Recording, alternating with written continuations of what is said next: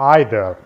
Today I'm going to show you how you can set up and tune your motion profile to have a position profile generation using SDK time optimal. So for that, the assumption I'm having in this video is you've already tuned your system, you've already calibrated your encoder. Here I'm having a Solo Uno connected to a brushless AC motor, and I've set up everything. We have many other videos showing you how you can tune the speed controllers, position controller, and the torque controller. And I'm already having the assumption that you've already tuned it, and you've already tuned it while you were in step or ramp response, so you checked it, the controller's performances. And what I'm going to do here is actually focusing on how you can use the time optimal position controlling profile generation using SD curve. So to do that, here in position profile setup, if I select the time optimal SD curve, I'm going to see this menu appearing. So I'm going to have some parameters that I need to set here. And then after that, Motion Terminal will show me the created profile based on these parameters. For instance, I'm having actually 5 parameters to set. Max velocity, which is the maximum velocity of the profile all over the motion. So for instance, if I set it at 500 RPM, just right here. Next thing is max takeoff acceleration. So here again, I can put a value like 10 RPM per second. For landing, I'm going to use the same value. And then we have the max takeoff jerk. For now, I'm going to use the same thing. So it's RPM per square over a square second. And then you have the target position, that is the, let's say, the relative distance from the position that you're already in and the position that you want to go. So the distance between the current feedback and the target position. So after I put these parameters, I see a kind of a notification appearing in Motion Terminal. You can see it here. It says that some new parameters are computed, but why did that happens? Because you see on the right side, Motion Terminal engine computes the best set of parameters based on these constraints that you've inputted.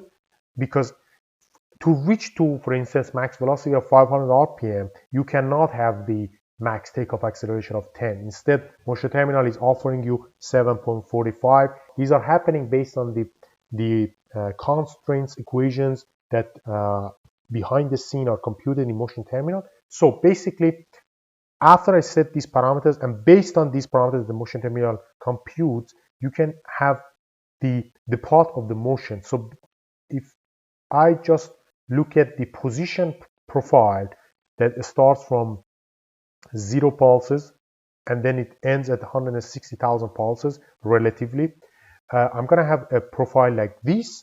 I'm going to have a velocity profile that is limited to 500 RPM, which is this number that I put here. I'm going to have an acceleration profile that can only have the maximum value of 7.45, that which is this the white plot here, that here exactly reaching to 7.45, and then the jerk that is having a value around 10 RPM per square second here. So it's, you see all these parameters for the jerk, for the acceleration, taking off acceleration, landing acceleration, are kind of following the constraints that we set here and computed by Motion Terminal.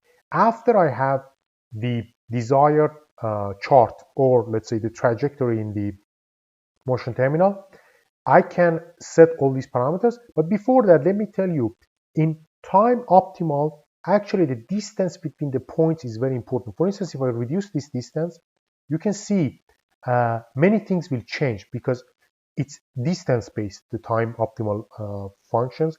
And when I reduce the distance, for instance, you see Motion Terminal compute less acceleration for me because the distance is less, and as a result I can have maximum speed of 138 RPM. I cannot reach to 500 RPM. And if I go back to 160,000, you can see that, okay, in this case, I can reach to 500 RPM and close acceleration and deceleration. All being said to say that in time optimal plotting and position profile tracking, you need to take into account that the distance between the points, the relative distance, is important. And For instance, now I'm just going to follow the same distance. I'm going to go 160,000 pulses to test and see what will be the behavior. So if the numbers here are okay for me, if I press this button, the motion terminal will copy these numbers here and then send it to Solo. So I'm now having my profile set inside the firmware, and here in the other side of the motion terminal, I can actually test it on my motor. So I'm having an eye on the position and velocity of the motor, and here in the desired position, if I put 160,000, I can see my motor is actually following the curve that is generated. So basically you can see here the position profile is increasing very nicely, very smoothly from almost 0 to the target, and the speed profile is also very nice. Speed max value is reaching to something around 650 RPM, something. It's a little bit more than the constraint that we set here, but it's very close to that. And the position also is following nicely the let's say the trajectory.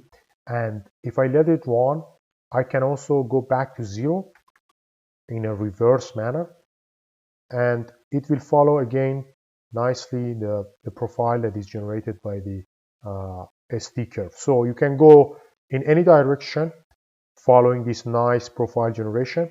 And for instance, if I'm going to tune my my profile, if I'm going to have a fast takeoff and slow landing, what I have to do is tune these parameters. So basically I can make the takeoff acceleration much higher, and I can reduce the landing much lower, and basically I can also increase the jerk in the beginning, so I can allow it to have faster, let's say, acceleration and a bit different jerk. And you can see the plot will be something like this. This is a very kind of a strange plot because we have a very fast acceleration in the beginning, so the motor will start rapidly accelerating and then slowly landing into the target. So let's see how will be the behavior with this one. You see motion terminal is providing me some recommendations which is a bit different with what I said, but when I put it inside Solo, motion terminal will correct it for me, and here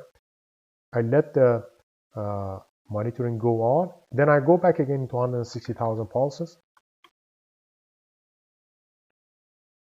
and here we go.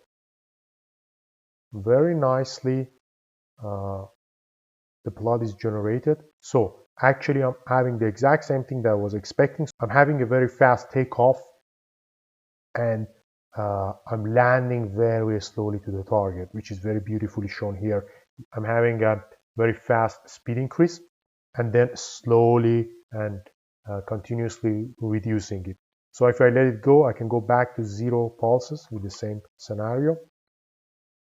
So rapidly taking off and slowly landing on the target.